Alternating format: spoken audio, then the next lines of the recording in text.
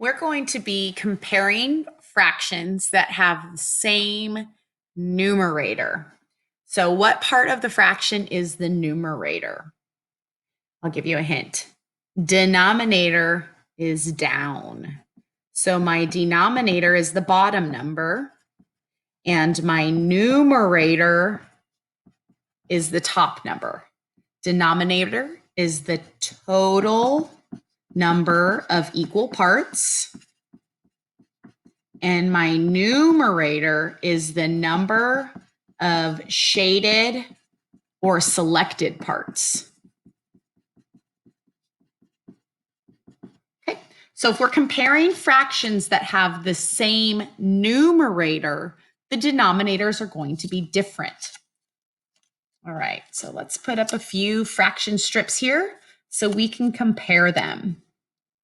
Now, all of these fraction strips here are all the same size. So the whole is the same size, so we can compare them. And each of these fractions have 1, 2, 3, 1, 2, 3, 3. They all have 3 equal parts that are shaded.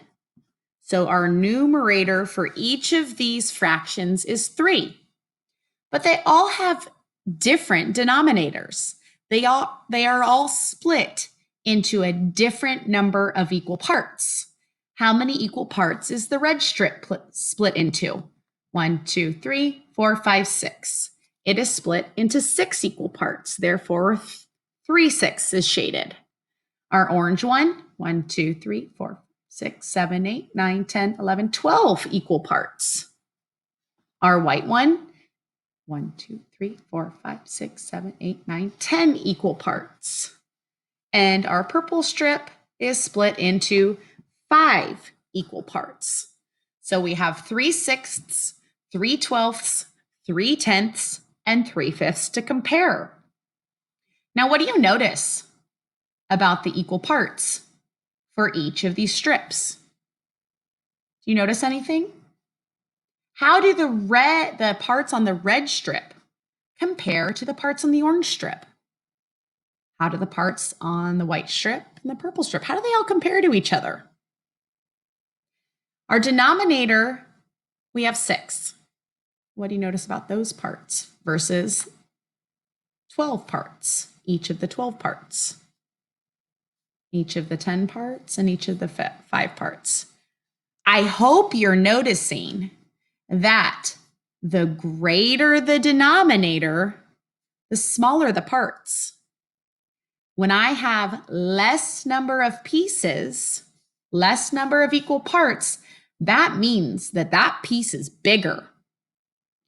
So if I have 3/5 versus 3/12, the amount of space that takes up in that fraction strip is much more space in that hole than that 3/12, because the fifths are larger parts. So here's kind of a rule to follow. The greater the denominator, the smaller the parts or the pieces. And vice versa. We could say the smaller the denominator, the greater the parts. So are you going to want 3/10 of a pie? Or are you going to want 3/5 of a pie? This pie is split up into 10 parts. Therefore, each of those pieces is smaller.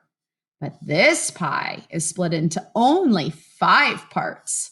Therefore, each of those pieces is larger. So remember, comparing fractions with the same numerator, the greater the denominator, the smaller the parts.